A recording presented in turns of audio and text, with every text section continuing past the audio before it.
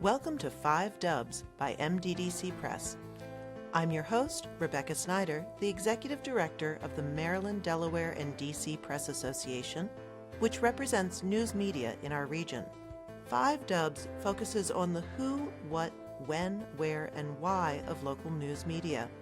We'll talk with the journalists about the stories behind the news. You can find more information about our guests in the show notes or on our website, www.5-dubs.com. Welcome, everyone. I am delighted to have Jerry Zremski in the studio today.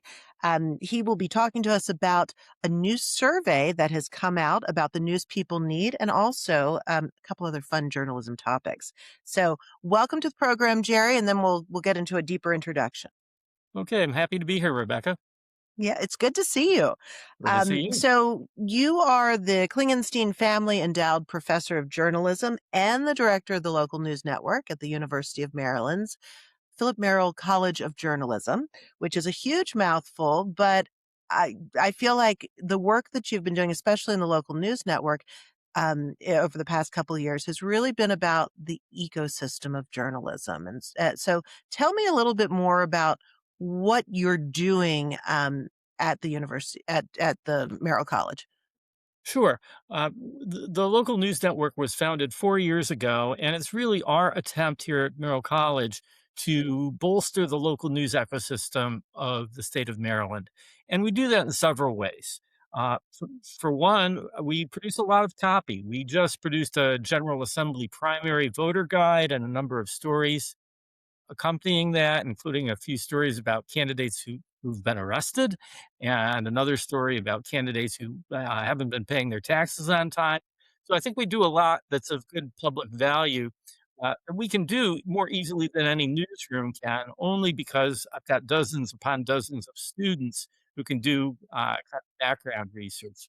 So that's number one. We also have a summer internship program where we try whatever we can to partner our finest students with their hometown news outlets.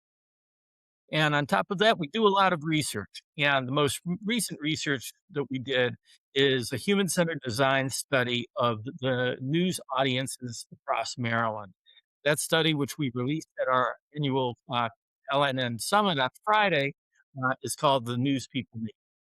Right. And that's what brought us here. And, I think I really admire the work that you've done over the past couple of years because there is not, and it's starting to get more, the field is starting to get more populated, but researching how local news works and what those ecosystems look like. There's oftentimes sort of national studies, and very broad studies. But if you're in the trenches, if you're local, it really helps to understand what's going on in a significant in a place, especially like Maryland. So the news people use. Tell me how that kind of came about because you've done an ecosystem study, you've done different things, and so and for me, I always feel like, gosh, we can do all the readership surveys that we want. Mhm. But that gives a really narrow slice of what the whole population is looking for in terms of how they're interacting. So can you kind of, from the sort of arc of research that you've been doing to the ecosystem on down, how does this latest survey fit in? Well, it fits in as follows. Basically, my my closest colleague here at Merrill College is Tom Rosenstiel. And Tom is one of the leading journalism scholars in the country, one of the leading journalism thinkers in the country.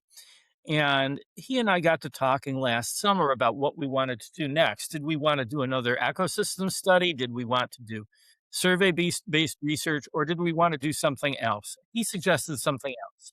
He suggested human-centered design research. And basically, what this is very different than your typical survey. Now, surveys can be very good. They can give you a lot of information about what a lot of people think, but at the same time, they're very, very shallow in that you can't really get into depth with any one person as to what they're thinking. Human-centered design is a field of study that basically thinks that that basically says there are innate thoughts, innate desires that people have that wouldn't necessarily be revealed in a survey. They could only be revealed through in-depth interviews. So Tom suggested this, that we talk to a couple dozen uh, very different people all across the state, people who are very clearly selected for a specific reason, to talk about how they get their news, what they think the news should be delivering to them that it's not delivering, and what they think about their role in the community. So that's what we did. It was a long process with a lot of interviews, but I think we came up with something pretty interesting. Well, and I was blown away that 17 people could kind of represent, all of Maryland, and so when you think about who's representing who. It was really interesting to hear sort of the discussion about the elements that you were trying to bring out. Because I think on a surface level, when I think, okay, we're trying to represent the state of Maryland with 17 people, I think, okay, you need this demographic here, you need this ethnicity, you need this geography. And that it seemed like those things played a certain role, but not a definitive role. So can you tell me a little bit about how you chose those 17 and where did you find those unicorns out of 6 million people?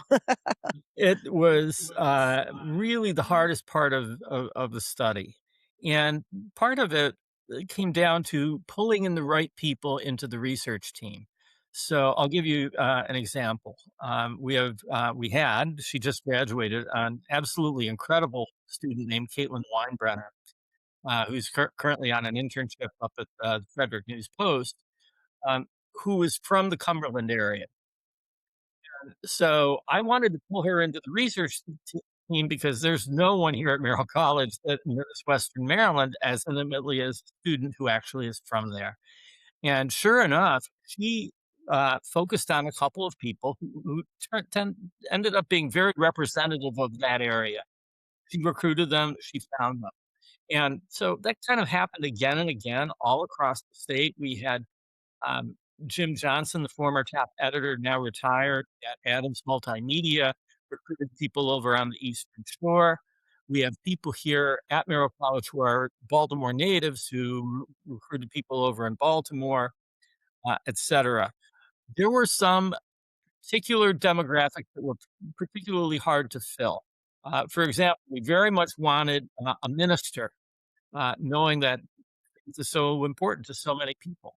And we tried so many ministers who said no to us, until finally I found someone who I knew from his days as a minister in Buffalo, where I used to work, and who was happy to agree. So that's the kind of thing we did.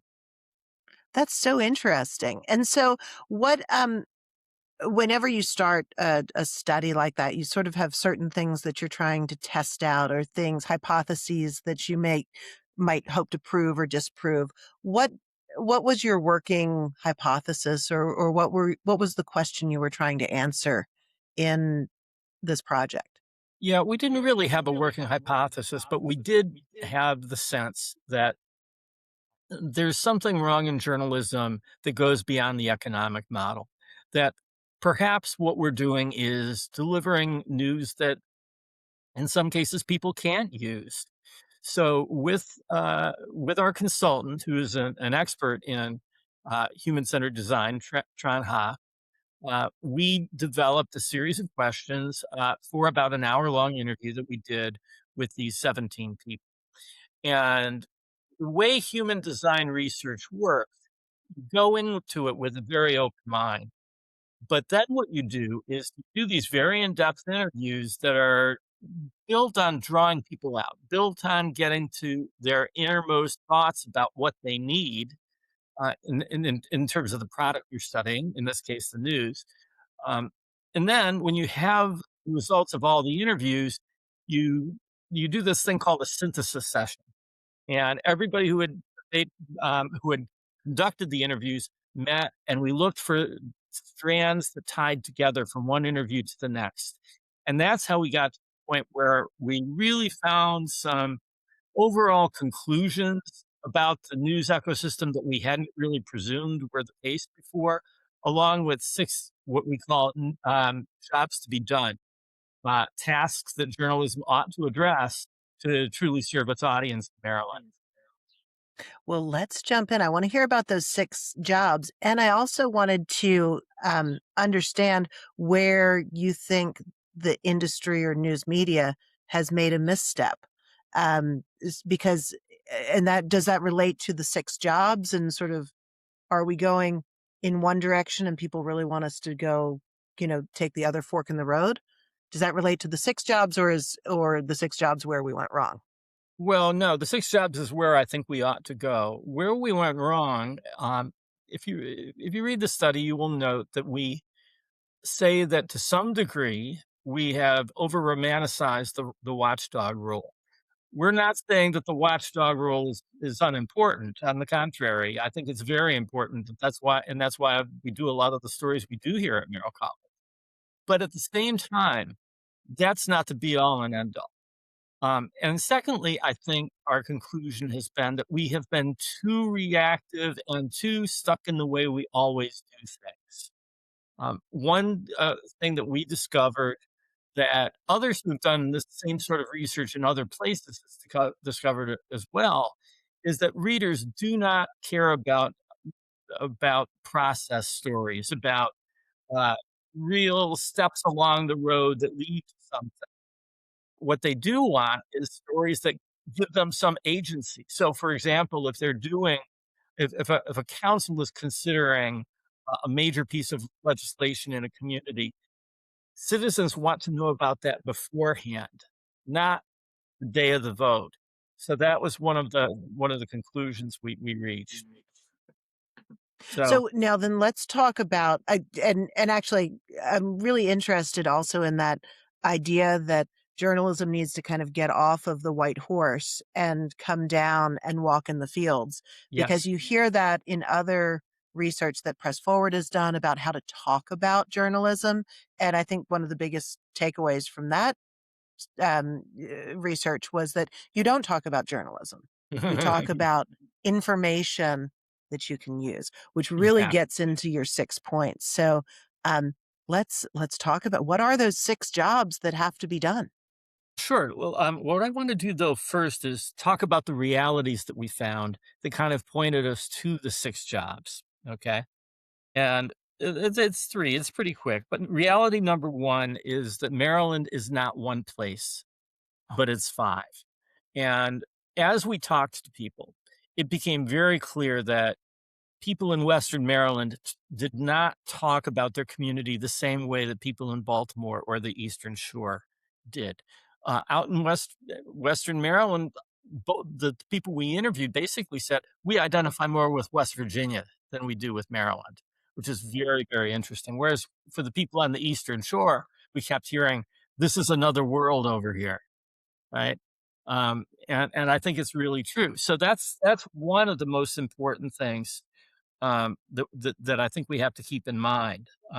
Another is that there are these hidden systems that are extraordinarily important in this state that don't necessarily always get covered as independent systems. And I'll just give you a couple of examples of that. One is the Chesapeake Bay. The Chesapeake Bay affects the entire state in one way or another, in different ways, in different parts of the state. And it's something that I think our news consumers statewide have a great deal of interest in.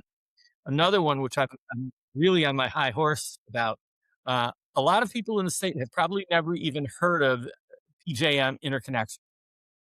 But PJM interconnection is the regional power grid. It basically operates the regional power grid and has a huge impact on what electricity prices are in the state.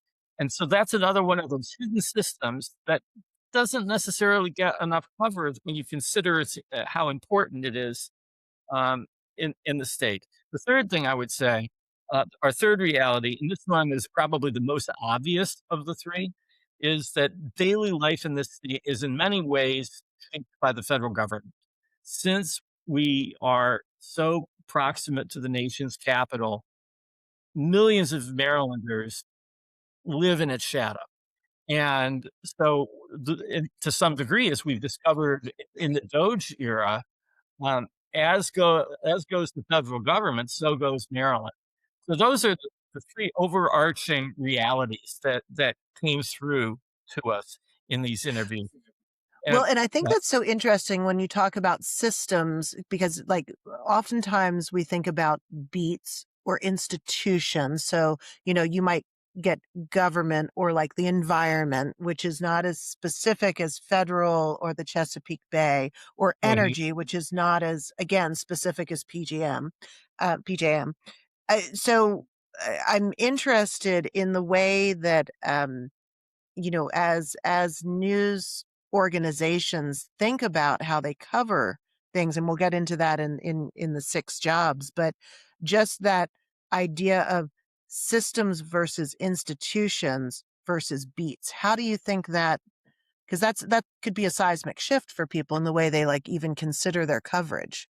it really would be a seismic shift, but I think it's one that organizations ought to consider, simply because there's so much that's important that's not necessarily getting covered under the way things are today. The other thing I'll mention, which we found absolutely fascinating in these interviews, we asked everyone we talked to, "What does local mean to you?" And what was fascinating to me is not one person mentioned their county, you know, It's true. It's always your neighborhood. It's always like neighborhood. your circle, either your Yep, community circle or like your physical proximity. But maybe Baltimore City identifies as Baltimore City sometimes, but usually it's your neighborhood it's yeah, or your side.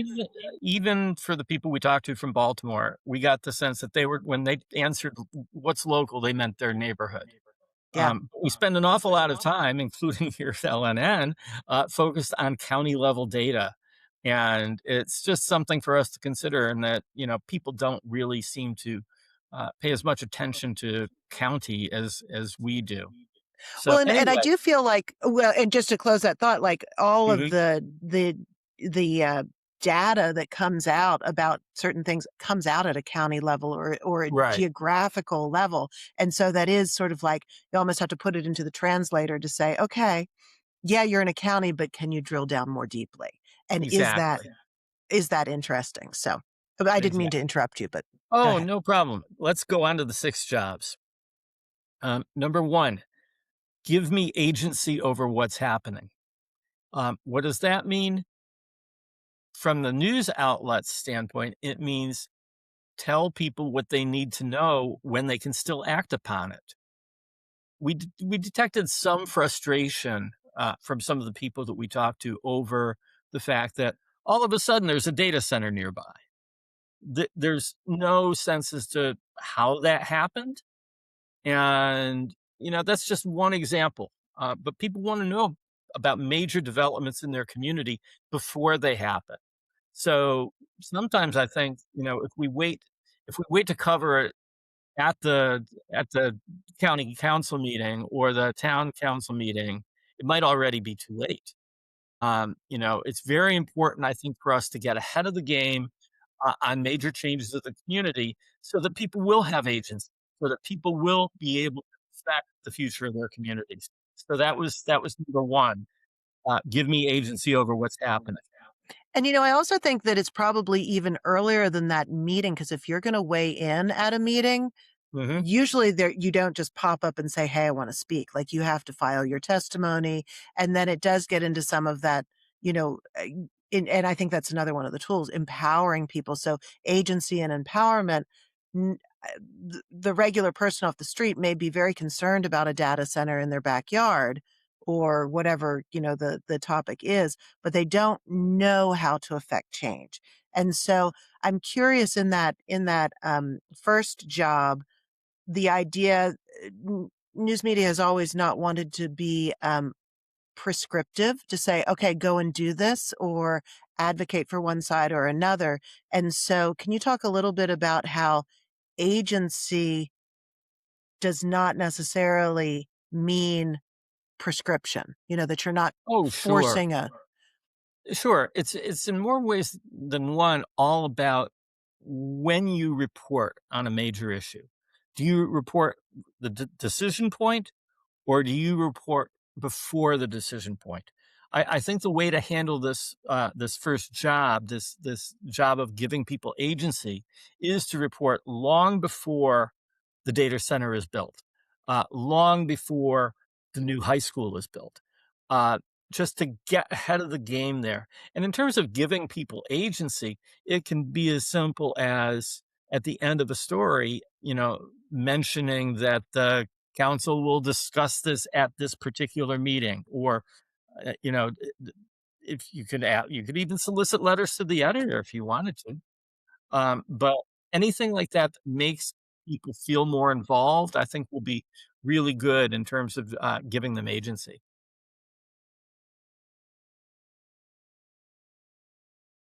Shall I go on to the second job?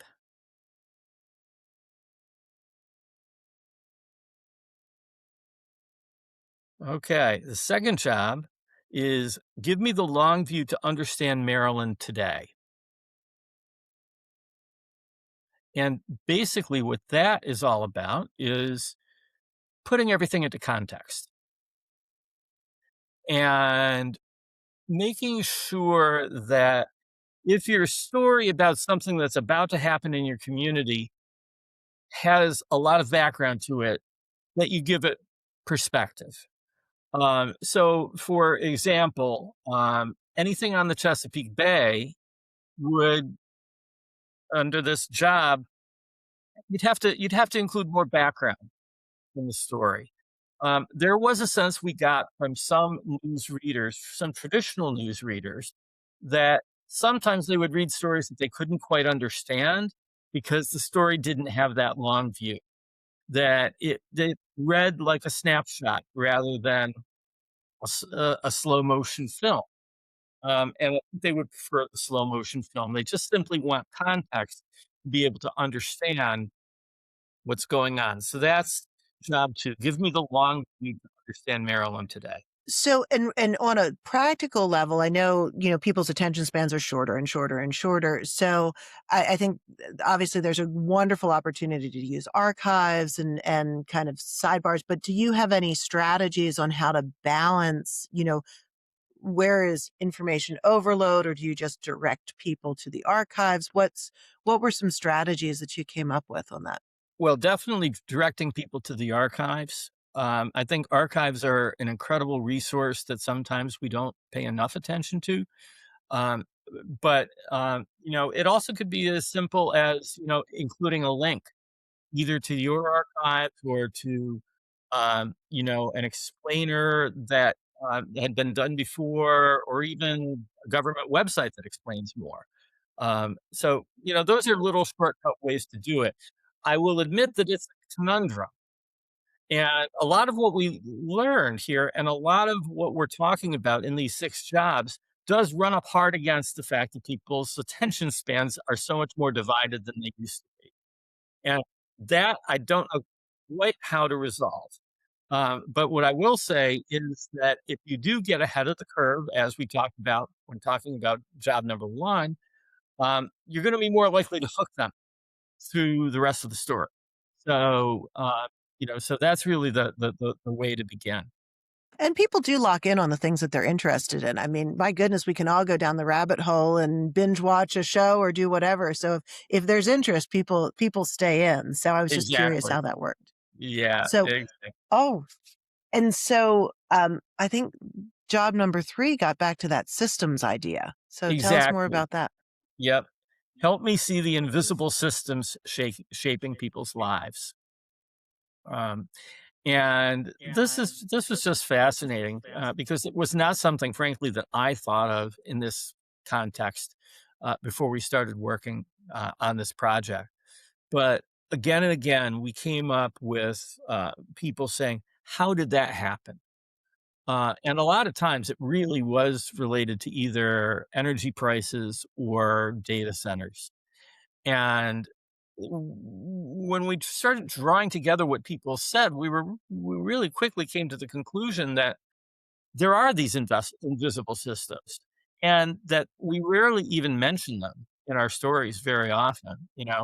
Is that going back to my example about PJN? How often do you see that in stories? Not often. So I think it's important for us to focus on those hidden systems and cover them in a humanistic way that goes back to how people are being affected by it.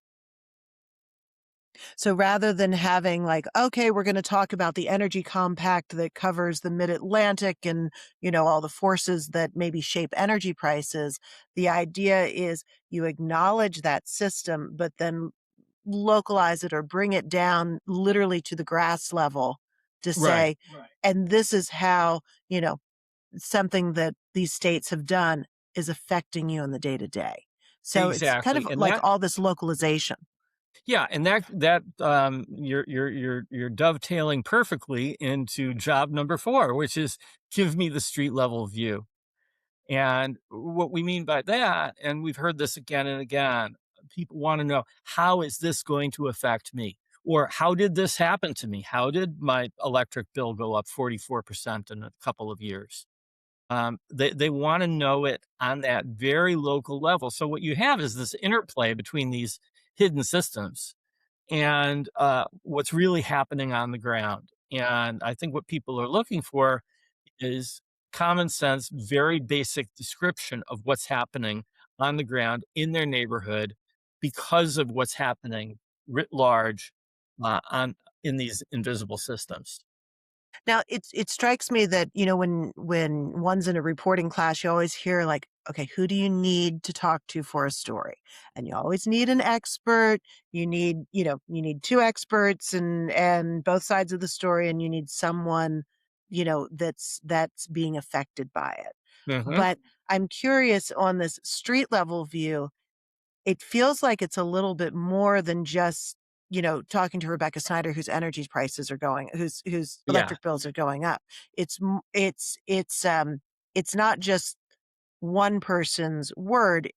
Tell me more a little bit about what a street view looks like if it's not just an interview with someone on that the consequences are that who's bearing the consequences of the work. Sure, it should go beyond an anecdote. The way I would say that it would best be done is if you have data on a local level that can be expanded upon in an anecdote. I think the data can really point to, can really point to what's going on. Now, the data is obviously very, very different in terms of whatever community that you're looking at. But I'll give you a good example of a story that LNN did a few weeks ago that I thought really got to that street level view, and it was a deep dive into EV chargers and where they are and where they are.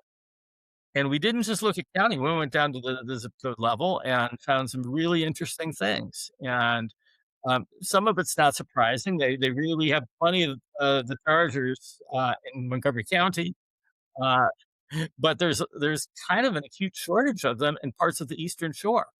Uh, and so that's one way to get to that street level view is just to drill down and to get, to like zip code level data. It's something I did on my own reporting years ago on the immigration issue, where I was able to, in Buffalo, identify the zip codes where job growth was the highest and where incomes were going up, and it was in the zip codes where all the immigrants were moving into. So, zip code level data is a really good way, I think, to get to this. Yeah, absolutely. That makes perfect sense. Thanks. Yeah. Um, so what's our next job? Our next job is help me navigate right now. And what we mean by that is if something's breaking that people really need to know, they really want to know it. We found some frustration with the way news organizations use news alerts. Um, you know, people don't really want to get a news alert about Taylor Swift's latest album coming out. What they do want is there's a water main break at this intersection and you can't get through it. You can't drive through it. Or there's a severe thunderstorm warning in 15 minutes. That's the sort of stuff that people said they really wanted from news alerts. So I think that we need to rethink how we do that. I know personally, I get a lot of news alerts from AP, the Washington Post, the New York Times, and half the time they make me mad at my watch. I look at my watch and there's a picture and a feature story, and it's not breaking news. And Well, I always get really frustrated on things like that because I also feel like there's all these inputs, like there's so much darting onto my screen or capturing my attention that I can't do anything about. And so I have almost universally turned off every alert possible because I don't need it to wreck my flow about things that I can't do anything about.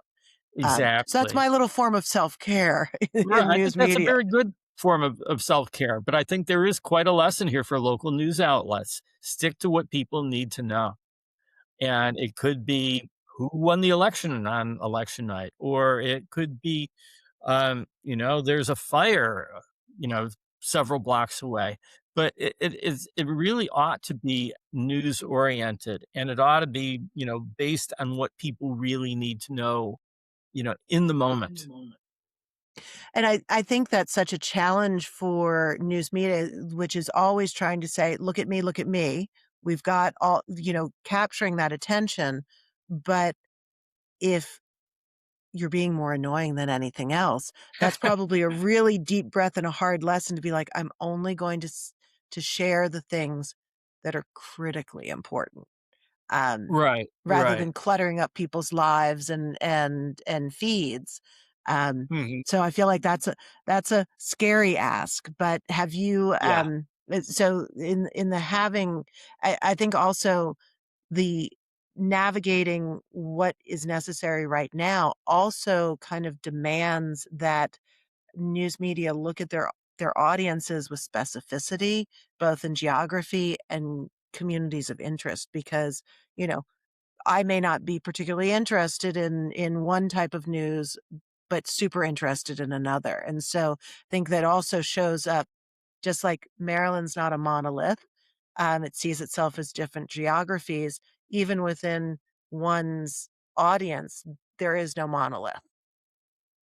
Yeah, that's really true, and I think, some of the bigger news orgs give you a choice of what you can, sign up for, what kind of alerts you sign up for. I think that's a little less likely on the local level.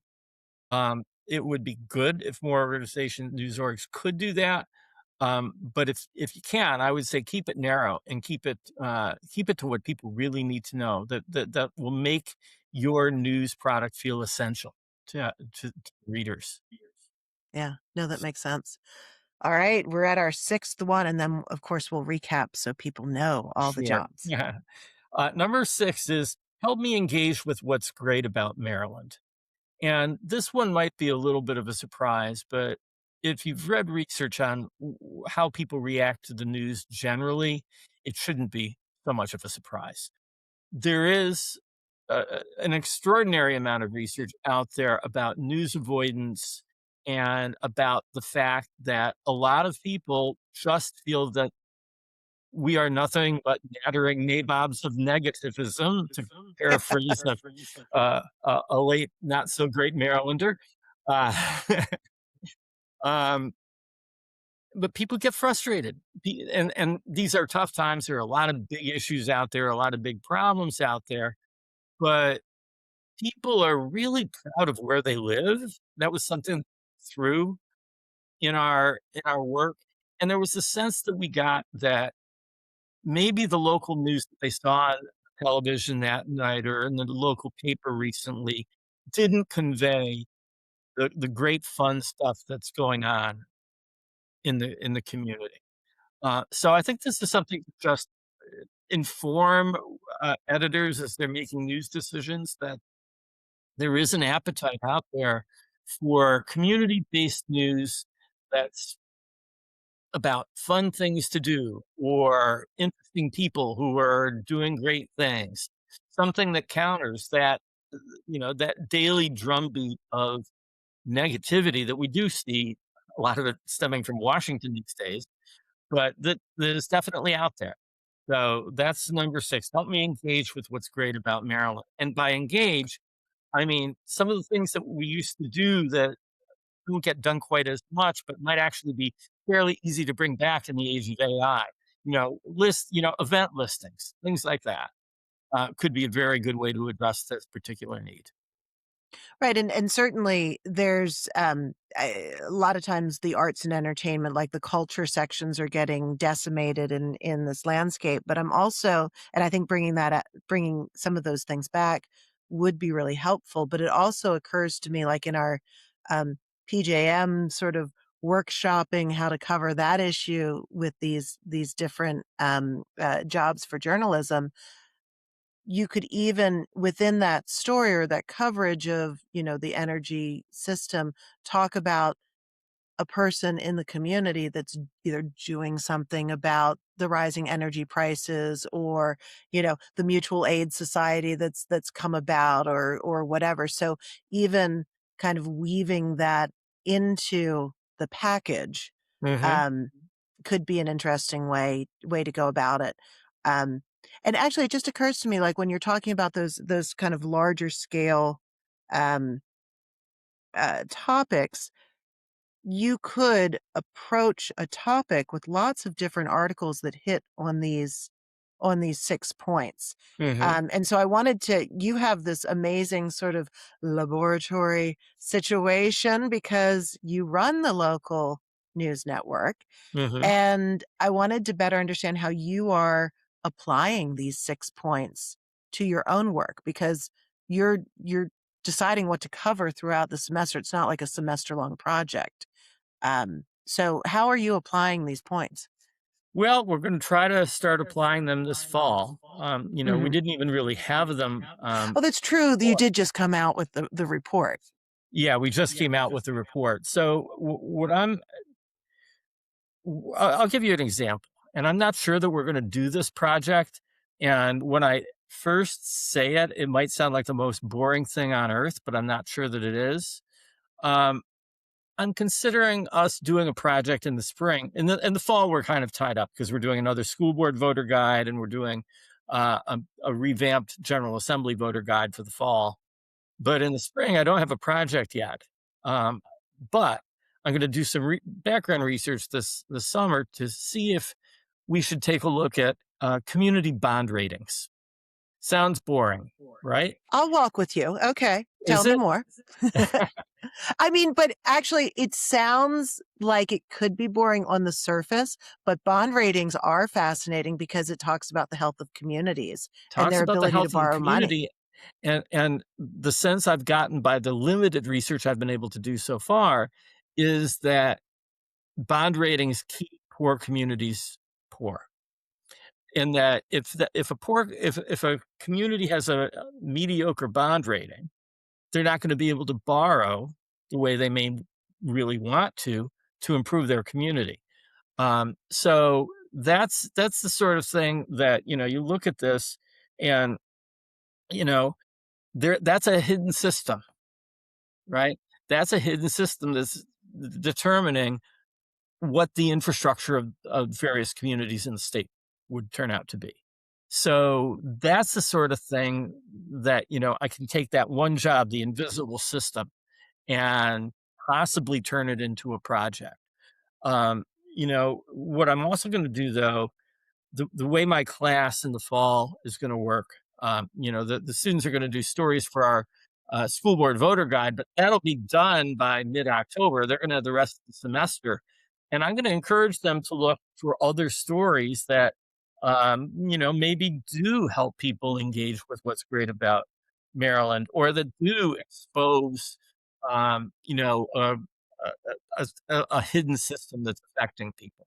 I'm going to go through these in my class and we're going to talk about them and we're going to brainstorm. And I think that's what news organizations across the state should do if they want to utilize this report. Just look at these six jobs to be done and brainstorm about them. Mhm.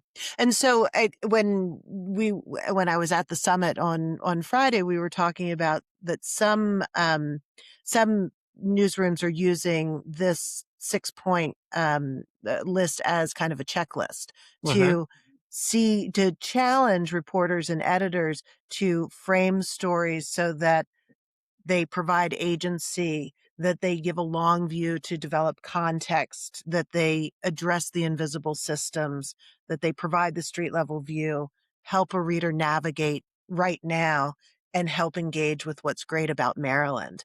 And so, like, from your perspective as a checklist, do you think that you can kind of hit all 6 points in every story, or how important is it? Is it more of a trend, or is it in each story? I would actually um, encourage editors and news producers not to look at this as a must-do checklist on every story. I would encourage them to use these 6 jobs to be done as a way of informing the mindset and the mission of the news organization. I think if editors and reporters are thinking about these things, what they're going to do is they're going to end up downplaying or not even doing process stories, but instead doing stories that will resonate more. I think it's very important, especially this give the number one, give me agency, you know, be ahead of the curve on public issues in your community so that people will feel engaged and that they're not blindsided or surprised when a big decision gets made. So, yeah, the reason I don't think that this should be like a checklist is that we're not saying this should just redefine every story. I mean, if the county executive in such and such county is like flushing money down the toilet when the FBI arrives. This happened once in Prince George's County. Well, that's a news story today. It's the agency, the agency we care about there is the FBI. Right. But so we're not saying you don't do those breaking stories like that. We're not saying you don't do investigations that are important to communities. What we're really saying is cut back on the process stories and understand that people want to be informed before decisions are made, and they don't just want the daily drumbeat of bad news. And that you have to look at things through a little bit of a different prism to get those other kinds of stories out there. Well, and I feel like this is a real, again, a seismic change in the way news media thinks of itself, because for so long, news media has said, okay, this is what's important. We're telling you what we're making the news. We're telling you what's important. This is what you should think about, not necessarily how to make the decision, but what the topics are. And this feels like it's a kind of a reversal of that, in a very community and person centered way of approaching the news, to really always keep the audience in mind, not what I am going to give as a gatekeeper to you, Hmm. that you will then, you know, will tell you what to do with it, but really kind of recognizing that those individuals have needs that are beyond what news media is saying, and trying to Exactly. meet those needs. Exactly. Couple things I'd just like to mention too. Yeah, Um, please. if you go on to X and look for LNN Maryland at LNN Maryland, you can see the full report. Maryland all spelled out, Yeah. LNN, Maryland spelled out. Okay. Yep. The report is there. The other thing I would encourage people to do, we had one of our speakers on Friday was Yoni Greenbaum from American Press Institute, and he's done a lot of research that's very much complementary to this. And he's been writing extraordinary Substacks called Backstory and Strategies. And I think anybody who's involved in making news decisions ought to go on to Substack and subscribe because his work is actually really informing the way I'm thinking about things right now. And I think it could be informing the way you think about things too, all around the state. Yeah. No, that sounds like a really, because we do always need to think about how news media can grow and innovate and change to meet the needs of a culture that is radically different than it was even 5 years ago. And Oh, so, yes. it's changing so rapidly that if we're trying to use the same tools in the same way, content is still critical, content is still king, but Mhm. it is always how it's interpreted and how one is engaging with an audience that I think make it, um, that need to change sometimes. So Exactly. what's next then, Jerry? Are you starting to spin up another? I'm sure you're just collapsed in a puddle after bringing this home, and you'll have to implement. But what's next for LNN and for the research side of things? For the research side of things, I'm thinking of one of 2 things for next year. Um, One, excuse me, would be to take what we learned in this human-centered design study and do a survey based on it, and see if we can come up with, quantitative as well as qualitative conclusions. That's one possibility. We've done some work with NORC, which has been doing research nationwide on news audiences, so we may go down that path. The other option may be a report and a day-long training session on using AI ethically in newsrooms. And I think that could be very useful. The reason to do it is it couldn't be more topical. At the same time, it's really a moving target. Things are moving so fast that it might be outdated by the time that we hold our conference. But those are the two ideas that I have right now. Tom Rosensteel and I will meet in August and talk about all of that, and then we'll get going. And we'll be looking to have our next bit of research, our next conference, probably again early next summer. Well, I am here for it. I'm excited to see what you bring out, and I'm really appreciative of the work that you've done in Maryland to really help explain the landscape, the ecosystem, and the forces driving news media. So, thank you so much for coming to talk to me, Jerry. Really Oh, I'm always appreciate it. happy to do it. Okay, thank you very much, Rebecca. Sure. Thanks for listening to 5 Dubs with Rebecca Snyder. Please subscribe and leave us a 5-star review wherever you download your podcasts so that others can find us. What do you want to know about local journalism? Email me at rsnyder, SNYDER, at mddcpress.com. Interested in supporting our podcast and journalism? Please donate to our 501c3 Press Foundation. Find out more and see the full episode list and show notes at www.5-dubs.com.